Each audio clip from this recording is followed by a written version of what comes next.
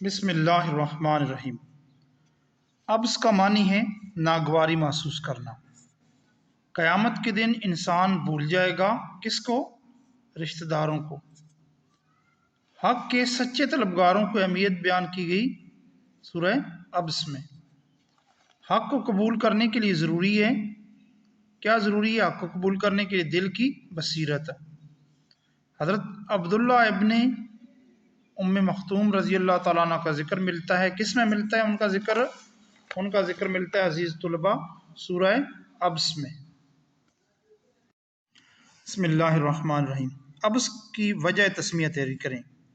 ابس کا معنی ہے ناگواری محسوس کرنا۔ اس سورت کی پہلی آیت میں حضرت محمد رسول اللہ خاتم النبیین کے ایک نابینا صحابی کے طرز عمل پر ناگواری کے اظہار کا ذکر ہے، اس لیے سورت کا نام سورہ ابس رکھا گیا۔ سورہ ابس کا مرکزی مضمون حق کے سچے طلبگاروں کی اہمیت بیان کرنا ہے۔ قرآن مجید سے کون فائدہ حاصل کر سکتا ہے؟ دراصل یہ ایک نصیحت ہے، جو چاہے اس سے فائدہ حاصل کر سکتا ہے۔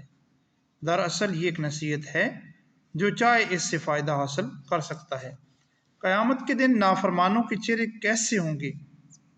نافرمانوں کے چہرے سیاہ ہوں گے۔ قیامت کے دن نافرمانوں کے چہرے کیسے ہوں گے؟ نافرمانوں کے چہرے سیاہ ہوں گے۔ بسم اللہ الرحمن الرحیم۔ سورہ ابس کا شان نزول۔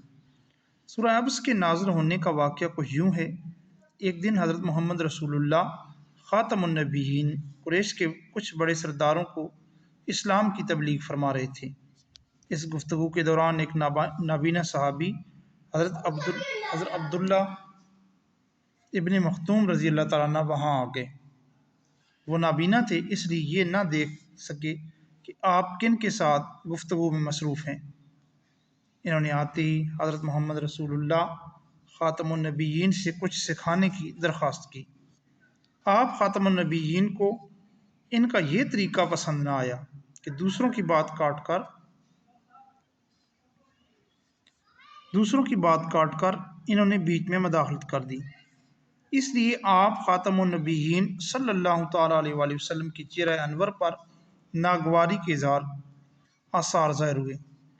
آپ خاتم النبیین نے ان کی بات کا جواب دینے کے بجائے ان کافروں کے ساتھ اپنی گفتگو جاری رکھی۔ جب وہ لوگ چلے گئے تو یہ سورت نازل ہوئی۔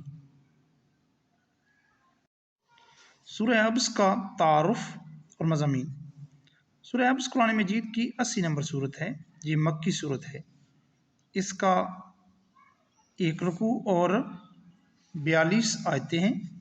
اس سورت میں حق کے سچے طلبگاروں کی اہمیت بیان کی گئی ہے۔ اس سورت کی پہلی آیت میں حضرت محمد رسول اللہ خاتم النبیین کے ایک نابینا صحابی کے طرز عمل پر ناگواری کے اظہار کا ذکر ہے۔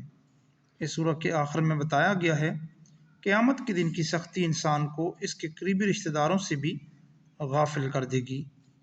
اس دن اللہ تعالیٰ کے فرمانبرداروں کے چہرے روشن اور نافرمانوں کے چہرے سیاہ ہوں گے۔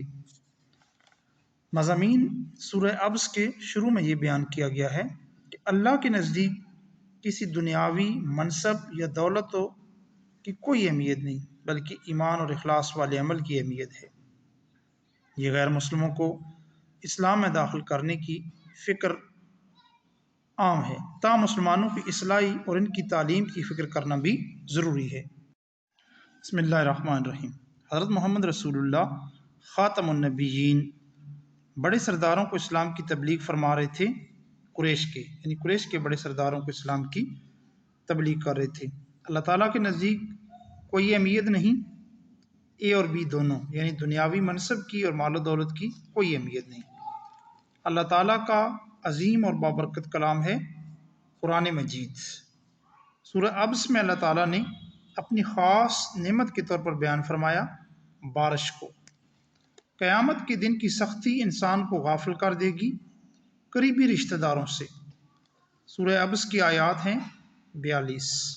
سورہ ابس میں کتنی آیتیں ہیں؟ 42۔ بسم اللہ الرحمن الرحیم۔ نابینا صحابی حضرت عبداللہ ابن مختوم نے نبی کریم خاتم النبیین سے کیا درخواست کی؟ نابینا صحابی حضرت عبداللہ ابن مختوم نے نبی کریم خاتم النبیین سے کچھ سکھانے کی درخواست کی۔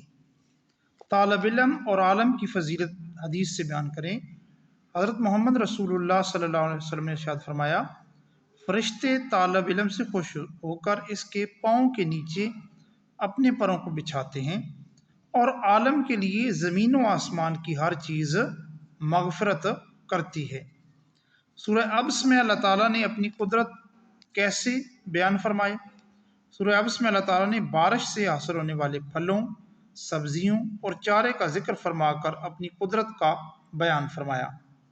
قیامت کے دن کن کے چہرے روشن ہوں گے؟ قیامت کے دن اللہ تعالیٰ کے فرما برداروں کے چہرے روشن ہوں گے۔ ترجمہ لکھیں۔ ثم السبیل یسرہ ثم اماتہ فاقبرہ، پھر اس کے لیے زندگی کا راستہ آسان فرما دیا، پھر اسے موت دی، پھر اسے قبر میں پہنچا دیا۔ دوبارہ دیکھیں بیٹا، پھر اس کے لیے زندگی کا راستہ آسان فرما دیا، پھر اسے موت دی، پھر اسے قبر میں پہنچا دیا۔